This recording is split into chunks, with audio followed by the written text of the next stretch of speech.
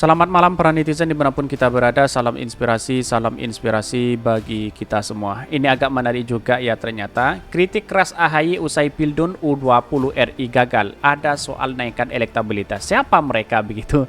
Sampai hari ini muncul spekulasi seperti itu begitu kan. Ya dalam artian bahwa ya siapakah sih yang ingin bermain dalam dunia elektabilitas?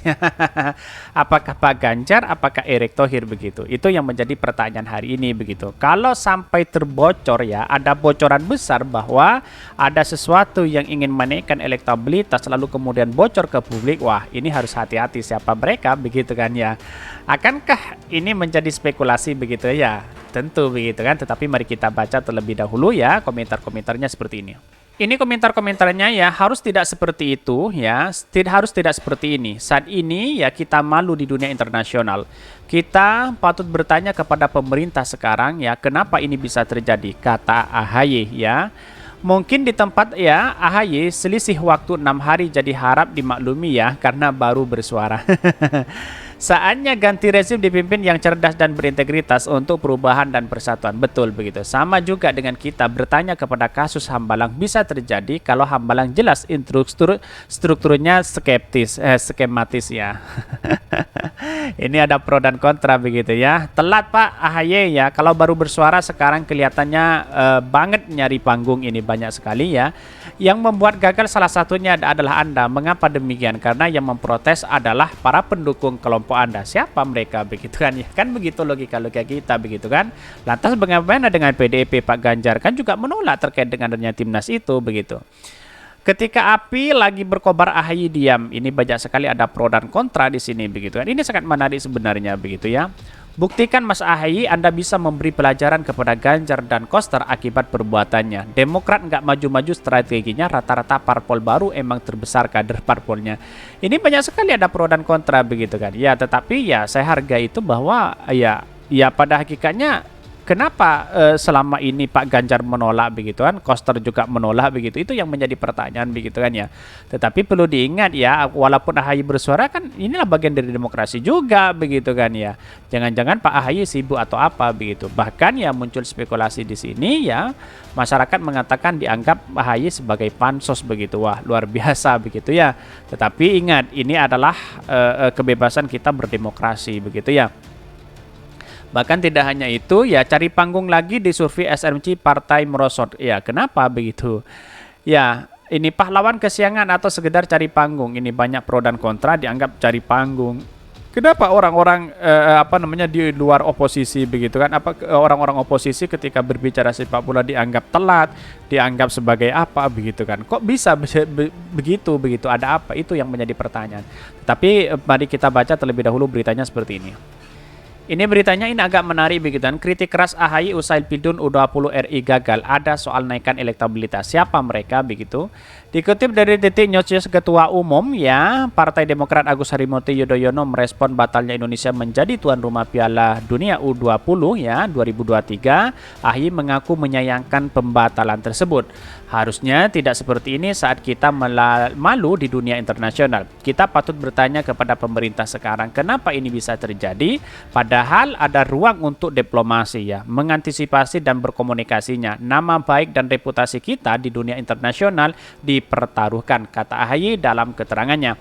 Maka menurut dia seharusnya jika ada keberatan mengenai kehadiran tim Israel di Piala Dunia dapat dibicarakan sejauh sebelum Indonesia dijadikan tuan rumah. Dia menyelesaikan keributan kehadiran tim Israel justru terjadi setelah Indonesia menjadi tuan rumah. Betul juga begitu. Padahal Pak Ganjar sudah menandatangani itu, sudah berkomitmen. Lantas apa yang terjadi begitu kan?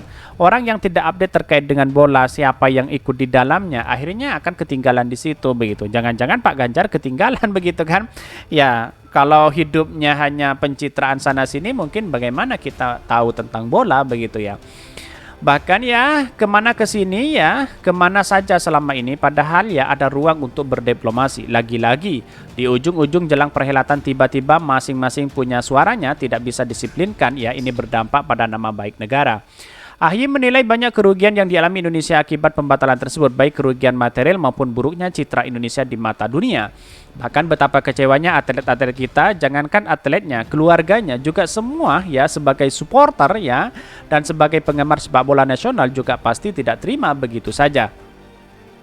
Bahkan ini kan semua diperbaiki nih, sudah disiapkan. Itu uang siapa? Uang negara. Uang siapa? Itu uang rakyat. Jadi rugilah kita. Udah berapa stadion Indonesia yang dipersolek ya supaya pantas dan siap menjadi tuan rumah ya. Tadi ya bukannya sia-sia, itu bukan dipersiapkan untuk perhelatan akbar, ujar AHY. Bahkan lanjut AHY mengatakan Indonesia tentunya ingin memperjuangkan kemerdekaan Palestina, namun menurutnya perjuangan dan solidaritas Indonesia untuk Palestina tersebut dapat ditempatkan dengan semestinya.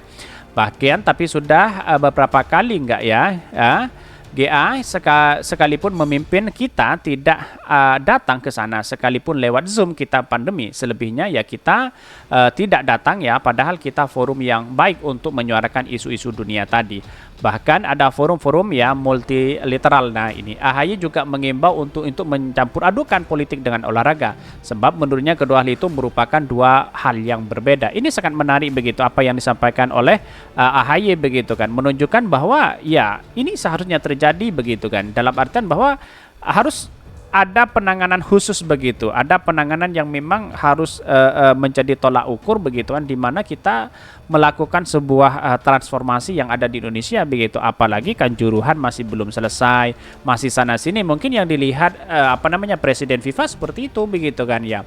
Apalagi dengan keamanan itu begitu kan, ada Pak Ganjar yang sudah menandatangani itu, terus kemudian berbagai hal yang muncul spekulasi hari ini adalah bahwa kenapa kok ada penolakan itu yang menjadi, atau jangan-jangan ini dirancang begitu atau apa begitu kan ya, bisa saja begitu kan, karena pertanyaan dari netizen sangat luar biasa sekali begitu, ada pro dan kontra di situ begitu. Saya sependapat apa yang disampaikan AHY, walaupun di luar sana banyak yang berspekulasi, tapi tentunya melihat perkembangan ini ya pemerintah harus dipertanyakan begitu. Kenapa batal? Kalau memang dibatalkan kenapa tidak dari awal? Ya kata AHY begitu gitu. Ini sangat luar biasa. Kira-kira seperti itu begitu. Mungkin itu yang kami sampaikan. Tonton terus channel Hodari Podcast hari ini karena ada berita-berita menarik dan viral setiap harinya. Salam para netizen, salam inspirasi bagi kita semua. Jangan lupa di subscribe channel YouTube Hodari Podcast Rakyat ini.